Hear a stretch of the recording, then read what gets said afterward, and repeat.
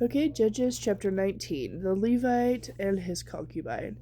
Now in those days Israel had no king. There was a man from the tribe of Levi living in the remote area of the hill country of Ephron. One day he brought home a woman from Bethlehem in Judah to be his concubine, but she was unfaithful to him and returned to her father's home in Bethlehem. After about 4 months, her husband took a servant and an extra donkey to Bethlehem to persuade her to come back. But when he arrived at her father's house, she took him inside, and her father welcomed him. Her father urged him to stay a while, so he stayed 3 days, eating, drinking, and sleeping there. On the fourth day, the man was up early, ready to leave, but the woman's father said, "Have something to eat before you go." So the two of them sat down together and had something to eat and drink. Then the woman's father said, "Please stay the night and enjoy yourself." The man got up to leave, but his father-in-law kept urging him to stay, so he finally gave in and stayed the night. On the morning of the fifth day, he was up early, again ready to leave, and again the woman's father said, "Have something to eat, then you can leave sometime this afternoon." So they had another day of feasting. That afternoon, as he and his concubine and servant were preparing to leave, his father-in-law said, "Look, it's getting late. Stay the night and enjoy yourself. Tomorrow you can get up early and be on your way." But this time the man was determined to leave. So he took his two saddled donkeys and his concubine and headed in the direction of Jebus, that is Jerusalem. It was late in the day when they reached Jebus, Jerusalem. And the man's servant said to him, "It's getting too late to travel. Let's stay in this Jebusite city tonight." "No," his master said. "We can't stay in this foreign city where there are no Israelites. We will go on to Gibeah. Gibeah? We will find a place to spend the night in either Gibeah or Ramah." So they went on.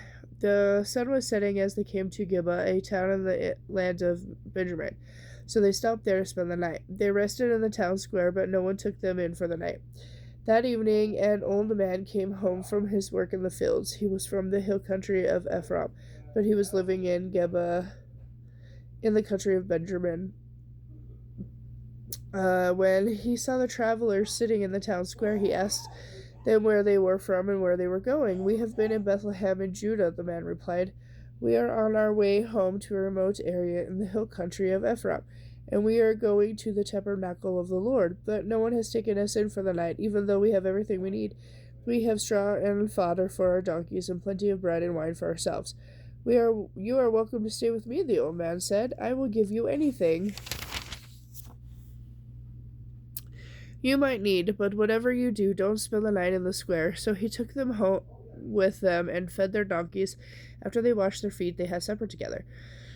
While they were enjoying themselves, some of the wicked men in the town surrounded the house. They began beating at the door and shouting to the old man, "Bring out that man who was staying with you, so we can have sex with him." "Oh."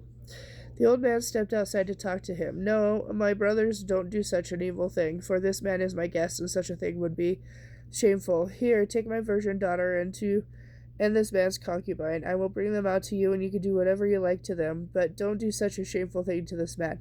But they wouldn't listen to him. Then the Levite took his concubine and pushed her out the door. The men of the town abused her all night, taking turns raping her until morning. Finally, at dawn, they let her go. At daybreak, the woman returned to the house where her husband was staying. She collapsed at the door of the house and lay there until it was light.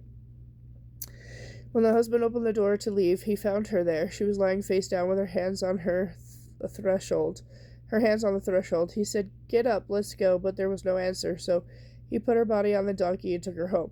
When he got home, he took a knife and cut his concubine's body into 12 pieces. Then he sent one piece to each tribe of Israel.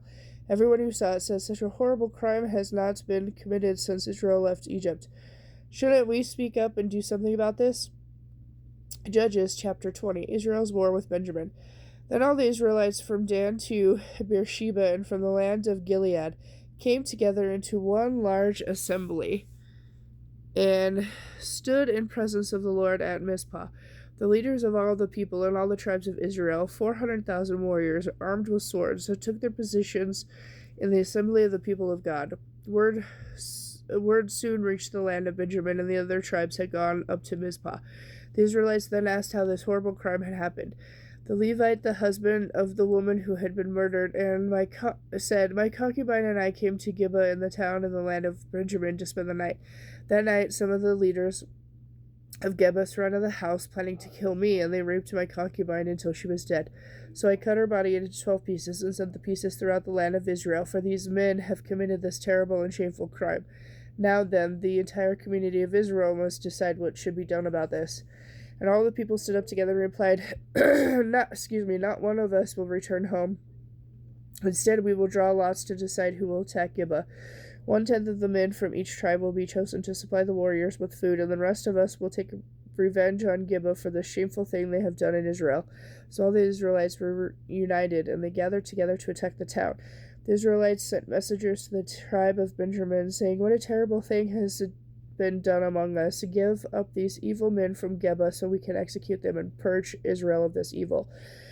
But the people of Benjamin would not listen. Instead, they came from their towns and gathered at Gibeah to fight the Israelites. 26,000 of their warriors, armed with swords, arrived in Gibeah to join the 700 warriors who lived there. 700 of Benjamin's warriors were left-handed, each of whom would sling a rock and hit a target within a hair's breadth without missing. Israel had 400,000 warriors armed with swords, and not counting Benjamin's warriors. Before the battle, the Israelites went to Bethel and asked God, "Which tribe should lead the attack against the people of Benjamin?" The Lord answered, "Judah is to go first." So the Israelites left early the next morning and camped near Gibeah. Then they advanced toward Gibeah to attack the men of Benjamin, but Benjamin's warriors who were defending the town came out and killed 22,000 Israelites in the field that day. But the Israelites took courage and assembled at the same place they had fought the previous day, for they had gone up to Bethel and wept in the presence of the Lord until evening. Then they asked the Lord, "Should we fight against our relatives from Benjamin again?" And the Lord said, "Go out and fight against them." So they went out to fight against the warriors of Benjamin, but the men of Benjamin killed another 18,000 Israelites, all of whom who were experienced with the sword. Then all the Israelites went up to Bethel and wept in the presence of the Lord and fasted until evening. They also burnt offerings and peace offerings to the Lord. And the Israelites went up seeking direction from the Lord. In those days the Ark of the Covenant of God was in Bethel, and Phinehas, son Eleazar, and grandson of Aaron, was the priest. The Israelites asked the Lord, "Shall we fight against our relatives from Benjamin again, or should we stop?" The Lord said, "Go. Tomorrow I will give you victory over them." So the Israelites set an ambush all around Gibeah. They went out on the third day and assembled at the same place as before. When the warriors of Benjamin came out to attack, they were drawn away from the town as they had done before. They began to kill the Israelites. About 30 Israelites died in the open fields and along the roads leading to Bethel and Gibeah.